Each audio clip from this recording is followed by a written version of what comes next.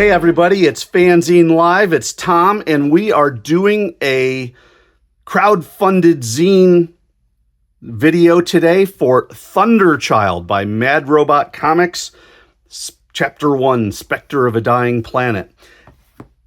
This series, Thunderchild, is about this boat called the Thunderchild, and it is a take on H.G. Wells's War of the Worlds. Written by Matthew Hardy and Rob Jones. Kevin Castanero did the art. Simon Goff did the coloring. Rob Jones did the lettering and the design, which is very nice, by the way. I like the design on this. So he starts with a clip out of War of the Worlds by Wells. And basically, it's a 3-part series, which probably means they're going to collect it into a trade or something like that. And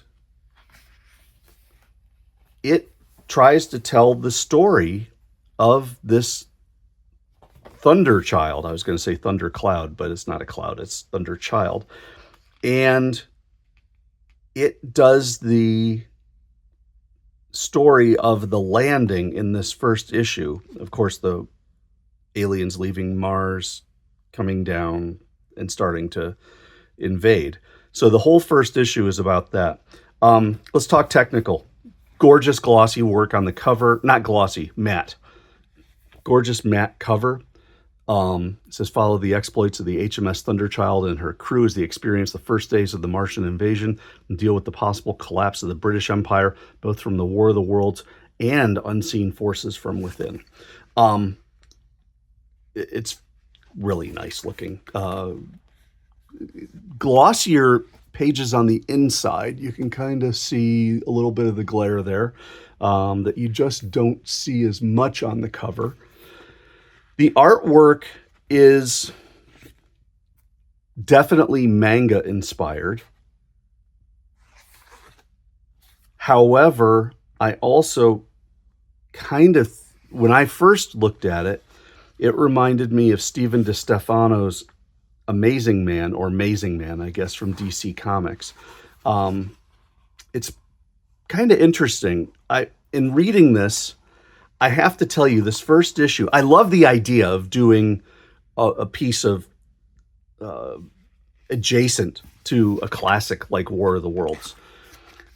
The thing that I found I had a problem with was this zine could have been probably the first half of this. There's a lot of lead up, a lot of build up, a heck of a lot of exposition.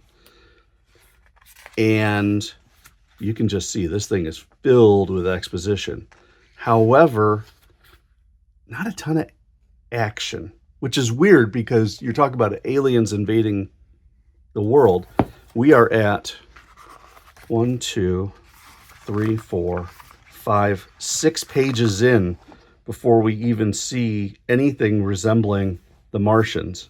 And then you get to this, which really looks cool. I mean, that's just a nice looking thing.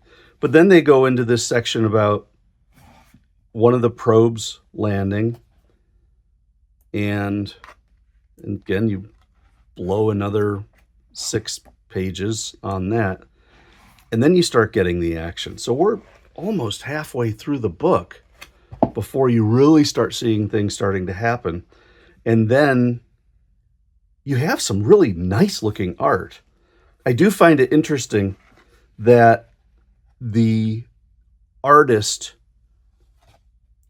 probably intentionally, because this looks like it was done digitally, puts in some spatter out in the margins, which shows kind of the smoke and soot and destruction that's happening.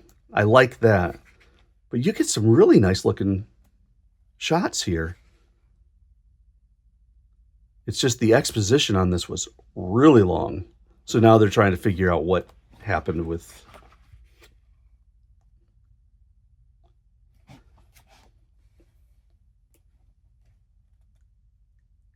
And it's basically a lot of unseen elements, exploding boats, and reaction shots.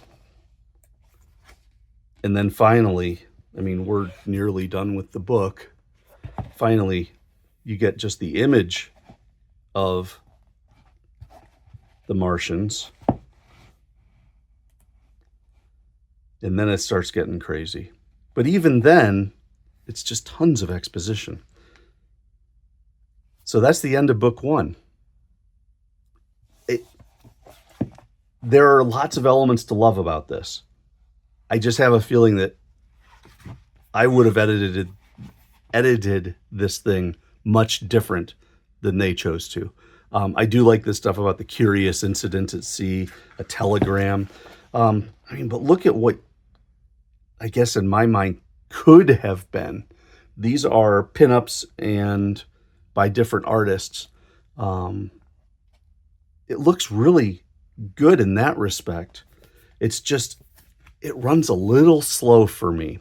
Now, there's a second issue. I will admit I have not read it yet because I wanted to do a profile on this zine alone.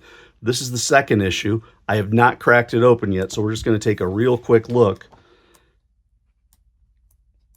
And it looks to be very similar.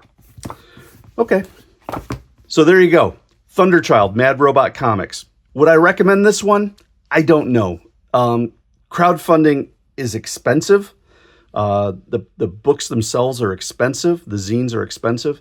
And while obviously you've got fantastic production values, you've got very nice art, the story just didn't grab me as much. So I'm not sure about this one. But if you're interested in the War of the Worlds, if you're interested in manga-inspired art put in a slightly different setting, and very possibly, though I'm not as conversant in manga, maybe you've got a manga-inspired script as well, this might be your bag. And it's, for what it is, it's pretty good. It's not quite my thing.